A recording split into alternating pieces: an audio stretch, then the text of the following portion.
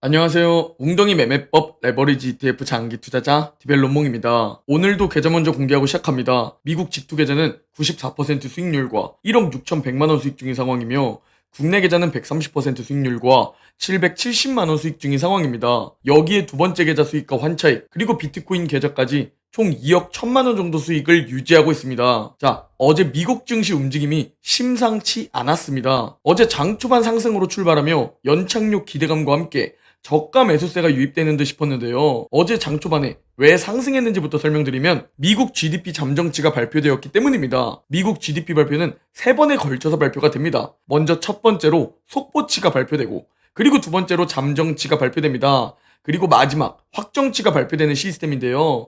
지난번 속보치가 발표되었을 땐 이게 2.8%였습니다. 그런데 어제 잠정치가 발표가 되었는데 이게 2.8%에서 더 높아진 3.0%로 상향된 겁니다. 이는 연착륙 기대감이 생길 수 있게 되죠. 또한 오른쪽 그래프를 보면 주황색 GDP와 파란색 GDI가 보일 겁니다. 이게 그런데 평소와 다르게 좀 벌어진 상황이죠. 결국 이런 갭은 다시 만나게 되게 되는데 이게 올라간 GDP가 아래 GDI로 향하게 되느냐 아니면 내려간 GDI가 올라간 GDP를 따라 올라오느냐 이 부분이 우리에게 현재 가장 중요한 상황입니다. 그리고 경기 침체는 급격히 찾아오기 때문에 우리가 안심할 순 없지만 다행히 2023년 이후 GDI가 서서히 올라오고 있고 그 갭이 조금씩 줄어드는 것을 볼 수 있습니다. 즉 어제 GDP 잠정치 발표로 인해 현재 걱정되었던 경기 침체 부분이 그래도 생각보다는 괜찮은 것 같네 싶은 투자자들의 심리가 나타난 것이죠. 그래서 그 기대감에 엔비디아의 하락에도 불구 증시가 큰 상승을 보이며 출발했습니다. 다만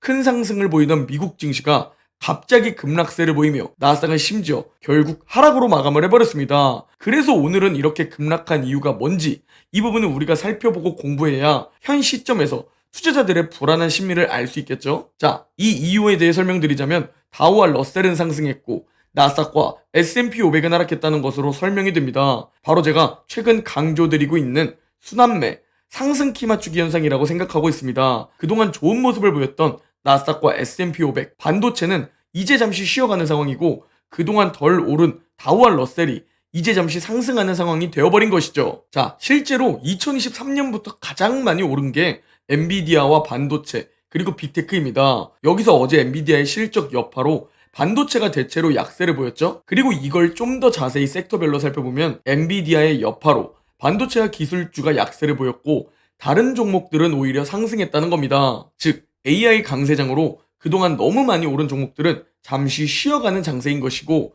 그동안 소외를 받았던 종목들이 이제 좀 상승하는 장세라고 생각하시면 됩니다. 즉 저는 건강한 상승 키 맞추기로 생각하고 있습니다. 투자 자금은 이렇게 돌고 도는 것이죠. 오르기만 하는 종목은 없고 내리기만 하는 종목도 없다는 것이죠. 자, 그런데 지금 이런 상황에 개인 투자자분들의 가장 큰 실수가 나타나게 됩니다. 이게 뭐냐면 바로 반도체, 나스닥, 미국 증시를 잘 보유하고 있다가 순환 장세가 펼쳐져서 반대로 가치주가 오르게 되면 가치주 수익까지 다 먹기 위해 이걸 팔고 가치주로 넘어간다는 겁니다. 그리고 성장주가 오르면 또 이젠 성장주 수익을 먹기 위해 또 가치주를 매도하고 기술주 매매를 한다는 겁니다. 이게 이론적으로는 성장주 고점에서 매도하고 가치주 저점 매수에 성공해서 수익을 다 보고 가치주 오르면 또 고점 매도해서 다시 성장주 저점으로 갈아타는 겁니다. 이렇게 이론적으로는 양쪽 살 다 발라먹는 것이 가장 좋겠죠? 그러나 실제로는 이미 다운은 신고가 중이고 성장주는 이미 웅덩이 상태라는 겁니다.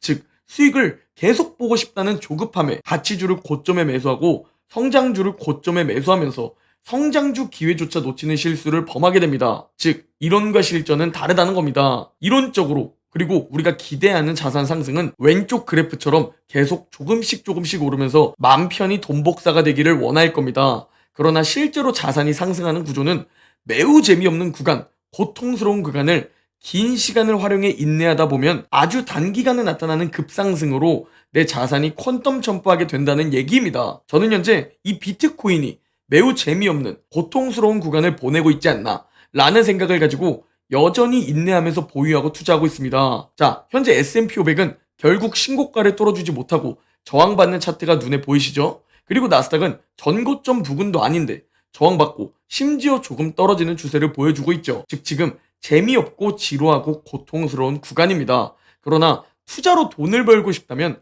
지금 이 구간을 무조건 인내하셔야 합니다. 자, 그리고 저는 현재 나스닥을 매수하고 있습니다. 나스닥은 현재 웅덩이 매매법 2차 매수 타이밍 3일차 분할 매수를 진행하고 있는데요. 현재 엔비디아와 S&P 500 일봉 차트를 보면 저항받고 있는 이 시점에 맥드 데드크로스가 임박한 모습을 볼 수 있습니다. 가장 최근 맥드 데드크로스 시기를 살펴보면 데드크로스 이후 웅덩이가 찾아온 모습을 볼 수 있습니다. 즉 지금은 단기적으로 웅덩이가 좀 더 파일 각오도 해야 하는 자리라는 거죠. 그렇다고 절대 매도하시라는 얘기가 아닙니다. 오히려 긴 호흡으로 잘게 쪼개서 모두 고통스럽고 지루해하는 이때 그 기회를 잡으라는 말씀을 드리는데요. 긴 호흡을 가지고 우리가 멀리 바라본다 라는 것이 어떤 의미인지, 빅테크들이 바라보는 긴 호흡, 멀리 바라보는 관점, 이 부분을 우리가 함께 살펴볼까 합니다. 현재 고금리와 경기 침체 우려가 있음에도 엔비디아도 현재 오픈 AI 투자를 논의 중이라는 겁니다. 이미 독보적으로 엄청난 성장을 보여주고 있는 엔비디아도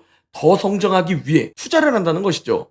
여기에 애플 역시 오픈 AI 투자를 논의한다는 소식입니다. 이미 마이크로소프트는 오픈 AI의 최대 투자자죠. 즉 시총 1위부터 3위를 다투고 있는 애플, 마소, 엔비디아, 이 거대한 기업들은 우리보다 더 멀리 바라보고 AI 산업에 투자를 하고 있다는 겁니다. 세계에서 가장 강력하고 가장 거대한 기업들인데 그 기업들이 이 AI라는 미래 산업에 대해 우리는 알 수조차 없는 비전과 성장성을 멀리 바라보고 계속 투자하고 개발하고 있다는 겁니다. 왜 이 빅테크들은 이 AI 산업에서 선두가 되기 위해 경쟁하고 사활을 걸까요? 앞으로 정말 빠르게 성장이 예상되고 시장 규모는 당장 3년 뒤를 바라봐도 몇 배 성장할 것으로 예상되며 의료, 헬스케어, 제조, 물류, 마케팅, 자율주행, 컴퓨터, 스마트폰, 미디어 등 정말 앞으로 모든 분야에 다 스며들기 때문입니다. 우리가 생각할 수 없는 사업성, 그걸 분석해서 사활을 거는 것이겠죠? 그런데 우리는 여기서 또 어떤 큰 실수를 하느냐? 세계에서 가장 거대한 공룡 기업들,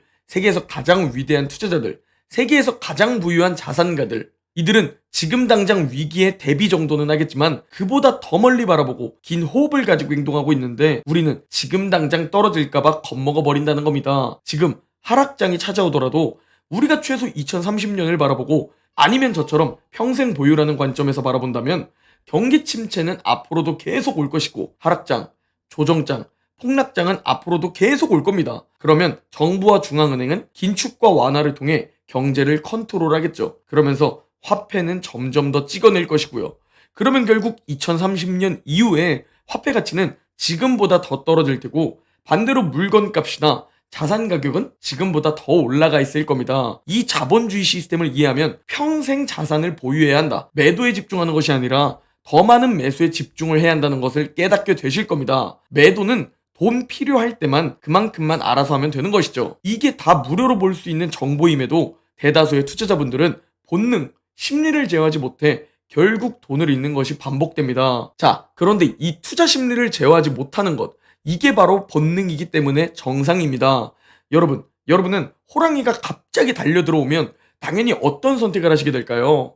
당연히 무조건 진짜 전력으로 도망치실 겁니다. 원시시대 때부터 우리 인간은 생존하기 위해 도망쳐야만 했습니다. 하나뿐인 생명을 지키기 위해서 말이죠. 그런데 이 생존 본능, 회피 본능이 현대시대에도 그대로 우리 인간의 뇌에 남아있기 때문에 이젠 우리가 목숨을 잃을 위험도 아닌 주식시장의 공포를 보고 생존 본능, 회피 본능이 발동되어 매도라는 도망을 선택하게 된다는 겁니다. 이게 본능이기 때문에 상승장에서는 이성적으로 생각하게 됩니다. 나는 떨어지면 오히려 기회로 줍줍하고 절대 매도하지 말고 보유해야지 라는 이성적 판단으로 다짐을 하지만 실제로 가짜 호랑이인 악재가 찾아오면 생존 본능, 회피 본능을 억누르지 못해 이번에는 진짜 다른 것 같아 라면서 매도라는 도망을 또 선택하죠. 그리고 이걸 워렌 버핏이 이렇게 말해줍니다. 자본주의 시대의 인간은 여러 가지 지적 수단을 발전시켜왔지만 감정과 심리의 벽은 여전히 높기만 하다고 말이죠. 즉 우리가 이제 미디어의 발달로 과거엔 얻을 수 없던 이런 정보들을 무료로 얻을 수 있지만 감정과 심리,